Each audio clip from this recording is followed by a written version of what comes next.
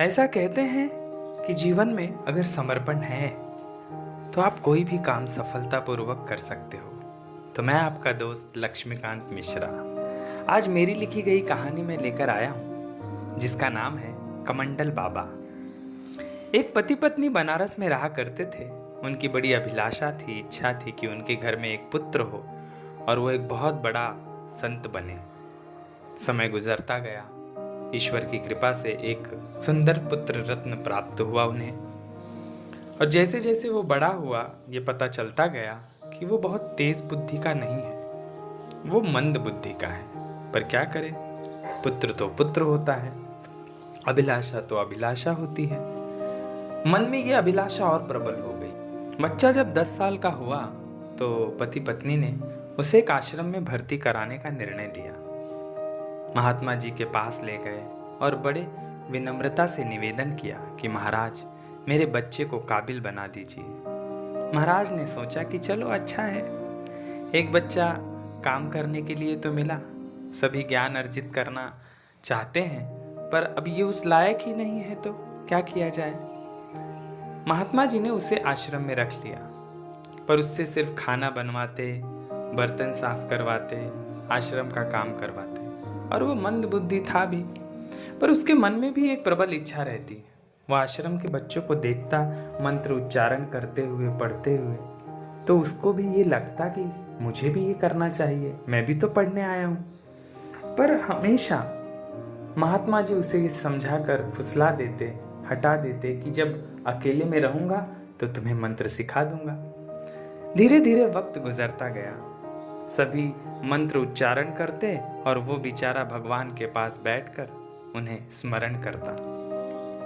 बहुत दिन गुजर जाने के बाद एक दिन उसने फिर पूछा, गुरुजी आप मुझे मंत्र कब सिखाएंगे? आप मुझे कुछ सिखा ही नहीं रहे हैं, तो मैं कैसे महान इंसान बनूंगा? महात्मा जी ने कहा, बच्चा जब उचित समय आएगा और जब मैं अकेले में रहूंगा तब तुम मेरे पास आओगे, तब मैं तुम्हें सिखा दूंगा। अभी वो समय आया नहीं है। ऐसे ही 2-3 साल और गुजर गए और जब वो बालक 15 साल का हो गया तो उसके मन की अभिलाषा भी और प्रबल हो गई कि मुझे तो गुरुजी कुछ सिखाते ही नहीं है, मैं कैसे महान इंसान बनूंगा। पर कहते हैं ना कि एक ना एक दिन मौका मिलता ही है। एक सुबह महात्मा जी हाथ में कमंडल लिए नित्य क्रिया के लिए जा रहे थे। भोला ने उसे देख लिया कि अरे वाह, आज तो महात्मा जी अकेले ही जा रहे हैं। उनके पीछे चल दिया। महात्मा जी 1 किलोमीटर की दूरी पर जाते थे, नित्य क्रिया से वापस आ जाते थे।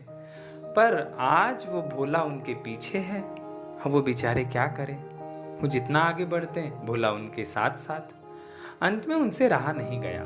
एक सूखी नहर में वो जाकर जैसे ही खड़े हुए, भोला उनके सामने प्रकट हो गया। महात्मा जी आपने मुझे कहा था जब आप अकेले रहोगे तो मुझे मंत्र सिखाओगे। आज आप अकेले भी हो और मुझे मंत्र सिखा दीजिए, मुझे भी महात्मा बनना है।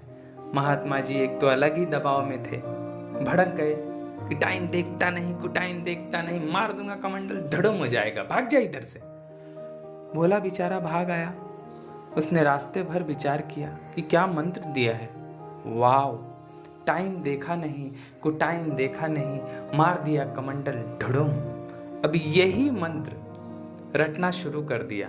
भोला ने रात दिन नहा धोकर भगवान की पूजा में अपना पूरा समय व्यतीत करना शुरू कर दिया। न उसे खाना बनाने की सुध रहती, न उसे बर्तन मांजने की सुध रहती। हर समय टाइम देखा नहीं, टाइम देखा नहीं, मार दिया कमंडल, भुड़ुम।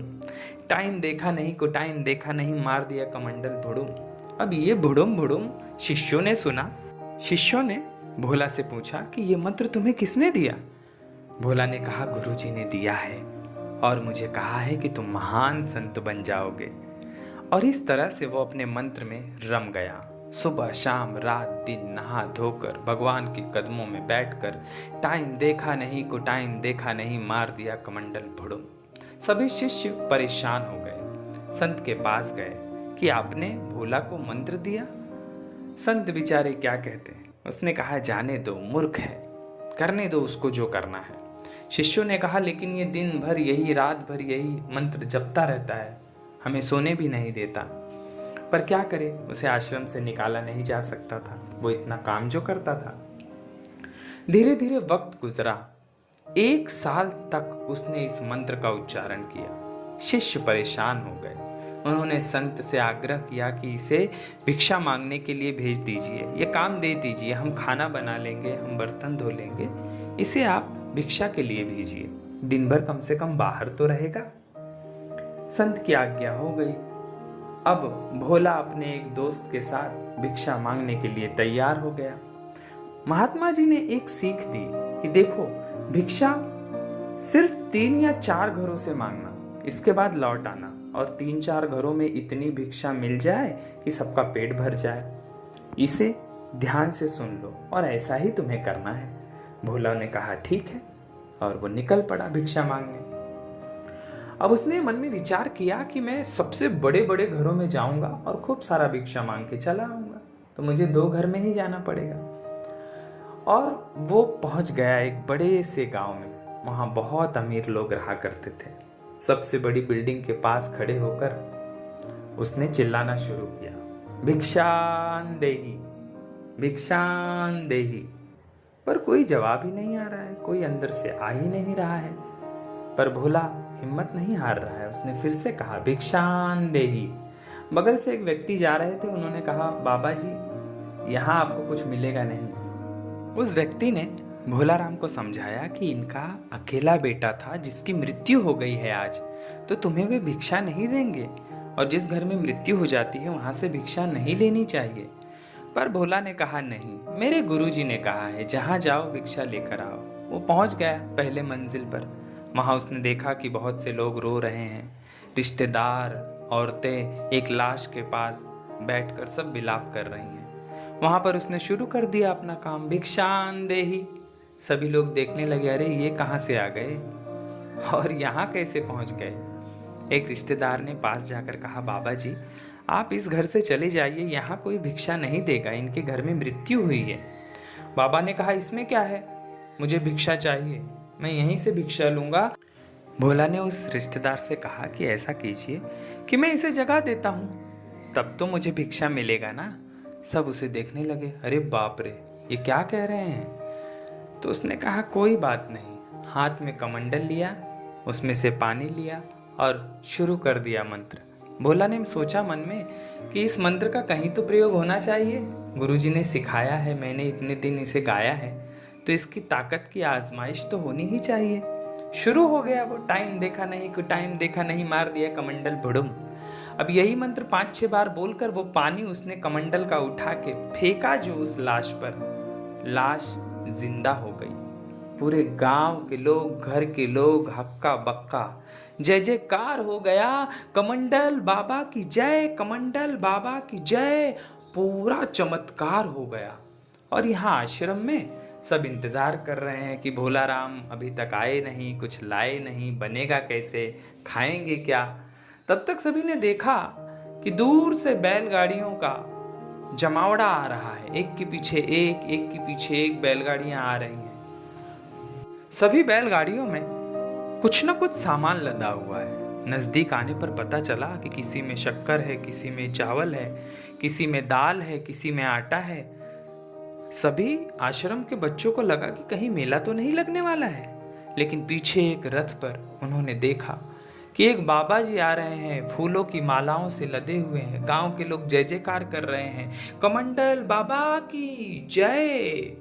अब पूरे मठ के लोग परेशान कि ये नया बाबा कहां से उत्पन्न हो गया।